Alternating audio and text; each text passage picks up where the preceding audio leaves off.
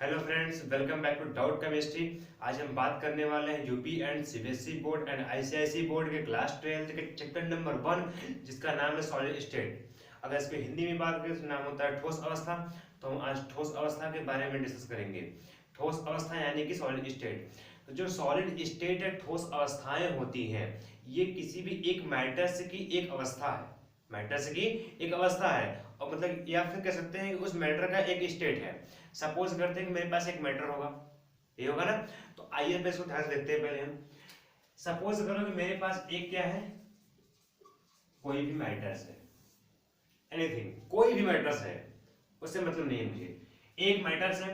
अब ये मैटर कैसे बना होगा, ये मैटर कैसे बना होगा, ये मैटर पता है कि ऑब्वियसली ये एटम से मिलकर बना होगा। किससे मिलकर बना होगा? एटम से बना होगा, या मॉलिक्यूल से बना होगा। ये बना होगा ना, एटम से मिलकर बना होगा, या मॉलिक्यूल से मिलकर बना होगा, या फिर आयन से मिलकर बना होगा। जो ये मैटर्स है, ये कैसे बना होगा? एटम से बना होगा, मॉलिक्यूल से बना होगा, या आयन से। मतलब इनका जो इंडिविजुअल पार्ट्स हैं वो एटम से, मॉलिक्यूल से और क्या है, आयन से। इन सब चीजों से मिलकर क्या बने होंगे? मैटर्स बने होंगे। अब ये मैटर्स जो बना है, जो एटम्स, मॉलिक्यूल से, आयन से है, जो एटम्स, मॉलिक्यूल से, आयन से है, इनको हम कहते हैं अल्टीमेट पार्टिकल्स। अल्टीमेट पार्टिकल्स कहते हैं। अब ये अल्टीमेट पार्टिकल जो अरेंजमेंट होगा, उनकी पॉसिबिलिटीज अलग अलग होगी, डिफरेंट डिफरेंट पॉसिबिलिटीज होगी। तो इन पॉसिबिलिटीज के आधार पर सपोज करो कि ये मेरे पास एक क्या है, एटम्स है। ये क्या है? एक एटम्स है। अब इस एटम की पॉसिबिलिटीज होगी, ये एटम से कैसे अरेंजमेंट होगा, इनकी सीटिंग अरेंजमेंट कैसे होगी, इनको बैठाया कैसे जाएगा। अगर सपोज करो कि इन एटम्स को बार बार एक पास पास बैठाया जाए, क्या बैठाया जाए? पास पास बैठाया जाए, ठीक है। और ये एक दूसरे से स्ट्रांगली क्या हो, क्लोज पैक्ड हो, मतलब प्रबल अंतरा आणविक आकर्षण बल के द्वारा क्या आपस में ये जुड़े हुए हों। देखो हम हिंदी और इंग्लिश दोनों बोल रहे हैं, जिसको जहां कंफ्यूजन हो बताएगा, ठीक है। तो ये क्या हो, स्ट्रॉन्ग स्ट्रॉन्ग पैक्ड होंगे, स्ट्रॉन्ग क्लोजली पैक्ड होंगे। और ये कैसे होंगे? हिंदी में बोल देंगे प्रबल अंतरा आणविक आकर्षण बल द्वारा क्या होंगे, आपस में ये जुड़े होंगे। तो उसे हम क्या कहते हैं? ठोस अवस्था कहते हैं, या फिर सॉलिड स्टेट। किसका? मैटर्स का। मैटर्स का ठोस अवस्था कहते हैं, या फिर मैटर्स का सॉलिड स्टेट कहते हैं उसे हम। तो यहां से क्लियर हुआ क्या होता है सॉलिड स्टेट? सबको हुआ क्लियर? आया समझ में? तो जो एटम्स होते हैं, जो उनके अरेंजमेंट है, एटम्स का जो अरेंजमेंट है, अगर वो पास पास हो और वो आपस में क्या हो, स्ट्रांगली अटैच्ड हो, स्ट्रांगली अटैच्ड हो। सिंपल समझो कि अगर वो आपस में स्ट्रांगली अटैच्ड हो तो उसे कहते हैं the solid state of the matters. मतलब मैटर्स का वो कहलाता है सॉलिड स्टेट। तो ये हो गया यहाँ पे सॉलिड स्टेट। अब बात करते हैं सॉलिड स्टेट की क्लासिफिकेशन की। इनको कितने भागों में क्लासिफाइड किया जा सकता है, कितने पार्ट्स में इनको हम क्लासिफाइड कर सकते हैं। तो सॉलिड स्टेट को दोस्तों हम दो भागों में डिवाइड कर सकते हैं। पहला होता है, देखो जो इनको हम क्लासिफाइड करते हैं तो इनके अरेंजमेंट के आधार पर करते हैं। अगर इनको पास पास चिपका रहे हैं तो हमारे पास दो पॉसिबिलिटीज है। अगर सपोज करो कि आप लोग स्टूडेंट हो ना, अगर आप लोग स्टूडेंट हो, अगर स्कूल या किसी क्लास या कोचिंग्स में या फिर कहीं भी कह दिया जाएगा, अगर आपकी संख्या 100 हो, अगर आप 100 की संख्या में हो, आपका अगर आपको बुलाया जाए कि बच्चों इधर आओ मेरे पास, और सब लोग मेरे पास आके खड़े हो जाओ, तो आपकी पॉसिबिलिटीज क्या होगी? दो पॉसिबिलिटीज होगी। पहली पॉसिबिलिटी क्या होगी? सब लोग आओगे लाइन लाइन से बारी बारी खड़े होगे। दूसरी पॉसिबिलिटी क्या होगी कि सब आए सही इकट्ठा हो क्या हो गए, आपस में इकट्ठा हो गए, मतलब एक जगह से गुल जाकर क्या हो गए, खड़े हो गए।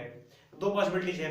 कि एक पॉसिबिलिटीज क्या है कि या तो ये कैसे होंगे, या तो कैसे होंगे वो, या तो ये आपस में क्या होंगे, एक लाइन से खड़े होंगे।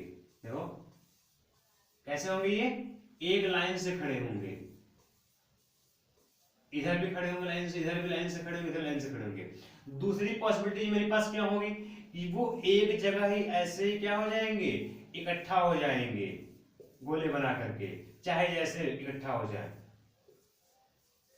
ठीक है। ऐसे इकट्ठा हो गए, एक जगह क्या हो गए, एक लाइन से खड़े हो गए, और एक क्या हो गए, इकट्ठा हो गए। अगर ये लाइन से खड़े होते हैं, अगर ये लाइन से खड़े होते हैं तो इन्हें हम कहेंगे क्रिस्टलाइन। क्या कहेंगे, इन्हें हम कहेंगे क्रिस्टलाइन सॉलिड। ये क्या हो गए, क्रिस्टलाइन सॉलिड। अगर ये एक जगह इकट्ठा करके खड़े हो जाते हैं तो इनका नाम हो जाता है एमार्फस। क्या होता है, एमार्फस सॉलिड। अब ध्यान से देखना फ्रेंड्स, यहाँ पे देखो बच्चे, यहाँ पे क्या है कि जो क्रिस्टलाइन सॉलिड होते हैं इनके जो एटम्स हैं वो एक रेगुलर अरेंजमेंट में है। कैसे हैं, रेगुलर अरेंजमेंट में। तो अगर इनके डिफिनेशन लिखना तो क्या करेंगे कि अगर जो एटम्स होते हैं, जो मेटल्स के एटम्स है, मॉलिक्यूल्स है, आयंस हैं, अगर वो एक रेगुलर अरेंजमेंट में सेट होते हैं, अगर वो एक रेगुलर अरेंजमेंट में क्या होते हैं, बैठते हैं, उनको जो उनकी अरेंजमेंट है वो क्या एक रेगुलरिटीज में है, डिफाइनाइट ज्योमेट्री है, उसे कहेंगे हम क्रिस्टलाइन सॉलिड। अगर वो एक डिफाइनाइट ज्योमेट्री में नहीं है, मतलब कि उनकी जो अरेंजमेंट है वो फिक्स नहीं है, वो चाहे जैसे हो जाए, उसे कहेंगे हम एमॉर्फस सॉलिड। तो यहाँ पे ध्यान से देखना है कि जो एटम्स हैं ये एक लाइन से ध्यान से बैठे हैं, लाइन से बैठे हैं ना, यहाँ पे लाइन से नहीं बैठे हैं, यहाँ पे एक लाइन से नहीं बैठे हैं। तो सिंपल सा अगर हम यहाँ पे देखें, अगर इनके एटम्स को जो सेंटर है, अगर सेंटर को आपस में मिलाएं, ऐसे इधर भी मिलाओ, हर जगह से ऐसे मिलेगा तो एक सीधी स्ट्रेट लाइन बनती हुई दिखाई दे रही है, लेकिन ऐसा यहां पर नहीं पॉसिबल है। यहां से दिखा, इधर गया, ऊपर गया, इधर आया, इधर गया, इधर गया, मतलब यहाँ पॉसिबल नहीं है। यहाँ पे जो लाइंस है वो बहुत ही छोटी, शॉर्ट में ही क्या हो रही है, मुड़ जा रही है, ब्रेक हो जा रही है, लेकिन यहाँ पे ऐसा नहीं हो रहा। यहाँ पे जो लाइंस है वो एक स्ट्रेट में जा रही है, ना वो मुड़ रहा है, ना ही क्या हो रहा है, ब्रेक हो रहा है। हमेशा कहाँ ब्रेक हो रहा है, जाके एंड पॉइंट पर ही ब्रेक हो रहा है। तो अगर इनकी प्रॉपर्टीज देखना हो, जो क्रिस्टलाइन सॉलिड या फिर कह सकते हैं इनमें डिफरेंस देखना हो क्रिस्टलाइन सॉलिड में और एमार्फस में, देखो इसको हिंदी में कहते हैं क्रिस्टली, इसे कहते हैं अक्रिस्टली, अक्रिस्टली ठोस, इसे क्रिस्टली ठोस कहते हैं। ठीक है, देखो अगर इनकी जो प्रॉपर्टी मतलब गुण को लिखना हो, पहला गुण क्या होगा इनमें, या फिर इनमें डिफरेंस लिखना हो तो क्या लिख सकते हैं हम, जो क्रिस्टलाइन सॉलिड्स होते हैं इनमें क्या होता है, रेगुलर ज्योमेट्री होता है। क्या होता है, रेगुलर ज्योमेट्री होती है, या रेगुलर अरेंजमेंट होती है, तो सिंपल सी बात, अरेंजमेंट होती है। लेकिन इनमें क्या होता है, इररेगुलर अरेंजमेंट होता है। इनमें क्या होता है, इररेगुलर अरेंजमेंट होता है, अरेंजमेंट होता है। सेकंड क्या आएगा फ्रेंड्स इसमें, इनमें देखो ये जो ऑर्डर्स है, मतलब जो ये लाइंस है ये एक स्ट्रेट है, तो इसको कह सकते हैं ये लॉन्ग रेंज ऑर्डर होंगे। क्या होंगे, ये लॉन्ग रेंज ऑर्डर होंगे। और ये क्या होंगे, ये शॉर्ट रेंज ऑर्डर होंगे। ये कैसे होंगे फ्रेंड, शॉर्ट रेंज ऑर्डर होगा, देखो यहां से है, ठीक, ये लॉन्ग रेंज ऑर्डर होंगे और ये कैसा होगा, शॉर्ट रेंज ऑर्डर होगा। अब थर्ड नंबर आता है इसमें क्या, कि ये जो होते हैं ये एनआइसोट्रॉपिक होते हैं। क्या होते हैं, एनआइसोट्रॉपिक होते हैं। लेकिन ये वाले जो होते हैं एमार्फस जो होते हैं ये आइसोट्रॉपिक होते हैं, आइसोट्रॉपिक। अब यहाँ बात आती है कि आइसोट्रॉपिक और एनआइसोट्रॉपिक में डिफरेंस क्या है। पहले ये होते क्या है, देखो जो आइसोट्रॉपिक होता है इनका मतलब होता है कि अगर किसी सरफेस पे लाइट पड़ती है, अगर उसके किसी सरफेस पे लाइट पड़ती है तो वो सभी डायरेक्शंस में, ऑल डायरेक्शंस में क्या होंगे, बराबर बराबर डिवाइड होंगे, उसे कहते हैं आइसोट्रॉपिक। और जो एनआइसोट्रॉपिक होता है अगर उस पर लाइट डालेंगे तो किसी एक ही डायरेक्शन में जाएगा, उसे कहते हैं एनआइसोट्रॉपिक। तो सिंपल सी बात, जो क्रिस्टलाइन सॉलिड होता है वो चिकना होता है, मतलब देखो अगर ये बराबर से है तो मतलब चिकना है, जैसे कि बोर्ड ही अगर है ये चिकना है ना यहाँ पे, मतलब कि अगर इस पे लाइट डालेंगे हम एक साइड से तो ये एक साइड में क्या होगा, रिफ्लेक्ट होगा। लेकिन ऐसा एमार्फस में नहीं होता है, वो सभी दिशाओं में क्या होते हैं, ऑल डायरेक्शन में सेम होते हैं, उसे कहते हैं आइसोट्रॉपिक कहते हैं, इसे कहते हैं एन आइसोट्रॉपिक। तो जो फोर्थ प्रॉपर्टी यहाँ पे आती है वो आती है मेटालिक कैरेक्टर पे। तो जो क्रिस्टलाइन होते हैं ये शार्प मेल्टिंग पॉइंट होते हैं। कैसे होते हैं? शार्प मेल्टिंग पॉइंट होते हैं। लेकिन ये कैसा होता है? इसके पास ये शार्प मेल्टिंग पॉइंट नहीं होता है। तो does not have sharp melting point. ठीक है, ये इनके जो मेल्टिंग पॉइंट है वो शार्प नहीं होते हैं। ठीक, तो ये 4 हो गए। पांचवा में कर सकते हैं यहाँ पे हम। ठीक है, तो 4 ही। ठीक है, तो यहाँ हम बात कर लिए यहाँ पे सॉलिड स्टेट की क्लासिफिकेशन के। तो हमने देखा है यहाँ पे जो सॉलिड स्टेट होते हैं वो 2 प्रकार से होते हैं। कैसे कैसे?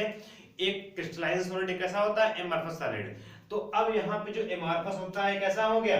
ये बहुत ही वीक हो गया। और ये क्या होगा? ये हार्ड है। मतलब ये कठोर है और ये क्या है? मृदु है। मतलब ये कमजोर है, ये कैसा है? ये हार्ड है। तो अब हमें यहाँ पे एमॉर्फस को नहीं पढ़ना है, बस किसे पढ़ना है? क्रिस्टलाइन सॉलिड्स को ही पढ़ना है। तो आइए बात करते हैं अब क्रिस्टलाइन सॉलिड के बारे में। तो इतना समझ में आया कि नहीं पहले? अगर नहीं समझ में आया होगा तो कमेंट में जरूर बताइएगा, या फिर वीडियो को पॉज करिएगा, पीछे करिएगा उसे, फिर से देखिएगा वहां पे। ठीक है, तो ठीक है फ्रेंड्स, यहाँ पे हम लोगों ने बात कर लिया क्रिस्टलाइन सॉलिड और एमॉर्फस सॉलिड के बारे में। तो अब हम यहाँ पे बात करने वाले हैं क्रिस्टलाइन सॉलिड का क्लासिफिकेशन। तो हम लोगों ने देखा वहां पे कि एमॉर्फस सॉलिड को छोड़ दिया है पीछे ही, उसको नहीं पढ़ना है, बस किसे पढ़ना है? क्रिस्टलाइन सॉलिड को ही पढ़ना है। मतलब क्रिस्टलीय ठोस को ही पढ़ना है और क्रिस्टलीय ठोस को नहीं पढ़ना है। तो हम यहाँ पे बात करेंगे क्रिस्टलाइन सॉलिड के बारे में। तो पहले से पता है कि जो क्रिस्टलाइन सॉलिड्स होते हैं इनका जो अरेंजमेंट होता है वो क्या होता है? डिफाइनाइट होता है। मतलब कि एक फिक्स होता है, फिक्स अरेंजमेंट होता है, एक फिक्स अरेंजमेंट इनका होता है। ठीक है, जो इनके एटम्स की जो अरेंजिंग होती है वो एक फिक्स ऑर्डर में होती है, एक डिफाइनेट ऑर्डर में होती है। इनकी ज्योमेट्री डिफाइनेट होती है।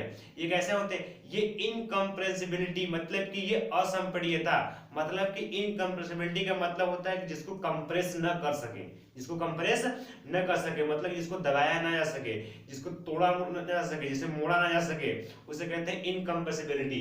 तो जो क्रिस्टलाइन सॉलिड्स होते हैं वो इनकम्प्रेसिबिलिटी भी होते हैं और ये रिजिडिटी भी होते हैं। इंग्लिश में प्रॉपर्टी है, कहीं लिख लीजिए इसको, इनकी प्रॉपर्टी है, ये रिजिडिटी भी होते हैं और ये इनकम्प्रेसिबिलिटी भी होते हैं। तो क्रिस्टलाइन सॉलिड के बारे में हम बात करेंगे। तो जो क्रिस्टलाइन सॉलिड्स होते हैं इनको डिवाइड किया जाएगा। जो इनके एटम्स हैं उनके आधार पर, उनके बेस पे इनको हम डिवाइड करेंगे अलग अलग। देखिए यहाँ पे जो एटम्स हैं इनके बेस पे हम डिवाइड करेंगे इनको। हम तो कैसे करेंगे? तो इनको हमको 4 भागों में डिवाइड करते हैं, 4 पार्ट्स में इनको डिवाइड करेंगे। पहला होता है कोवेलेंट, या इसको कहते हैं नेटवर्क। नेटवर्क के बारे में बताएंगे भी हम। कोवेलेंट या नेटवर्क क्रिस्टलाइन सॉलिड,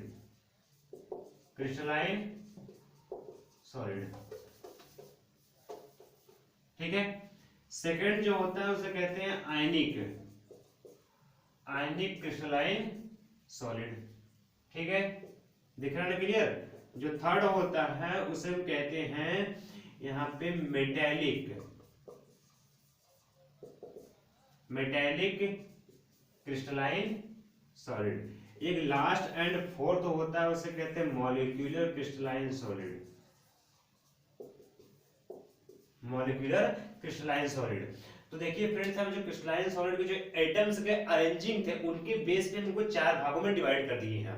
तो पहला क्या है? कोवेलेंट या नेटवर्क क्रिस्टलाइन सॉलिड। जो नेटवर्क का मतलब होता है कि इनको जोड़ने के बाद ये नेटवर्क का मतलब होता है कि एक विशाल जाल, मतलब कि बैठते एक दूसरे से ऐड होते होते होते होते एक बड़ा सा क्रिस्टल बना लेंगे, उसे कहते हैं नेटवर्क। तो जो कोवेलेंट से होता है पहला, जो नंबर फर्स्ट कोवेलेंट होता है, कोवेलेंट क्रिस्टलाइन सॉलिड है, इनमें क्या होता है? जो एटम्स हैं, एटम्स और एटम्स के बीच में कोवेलेंट बॉन्ड बनाकर के वहां पर एक क्रिस्टल को बनाया जाता है, उसे कहते हैं कोवेलेंट क्रिस्टलाइन सॉलिड। ठीक है, पहला हो गया। दूसरा क्या है यहाँ पे? अब इसको बताएंगे, अच्छे से क्लियर करेंगे। दूसरा क्या होता है? आयनिक क्रिस्टलाइन सॉलिड। इनमें क्या होता है? जो एटम्स हैं, यहाँ पे एटम्स यूज नहीं करेंगे, इसमें एटम्स यूज नहीं करेंगे, इसमें जो एटम्स रहते हैं वो आयंस के रूप में होते हैं। क्या होते हैं? ये आयंस के रूप में होते हैं, प्लस चार्ज में या निगेटिव चार्ज में, मतलब धन आवेश या फिर ऋण आवेश, ठीक है, प्लस चार्ज या माइनस चार्ज में, ठीक, पॉजिटिव या नेगेटिव में। तो जो यहाँ पे जो एटम्स होते हैं वो आयंस के रूप में होते हैं, मतलब आयनों के बीच में, आयनों के बीच में जब बॉन्डिंग हो करके या फिर जब आयंस आयंस आपस में ऐड हो करके एक क्रिस्टल्स बनाते हैं और एक सॉलिड्स बनाते हैं बड़ा सा, उसे कहते हैं आयनिक क्रिस्टलाइन सॉलिड कहते हैं। थर्ड नंबर क्या है? मेटालिक। थर्ड नंबर क्या है?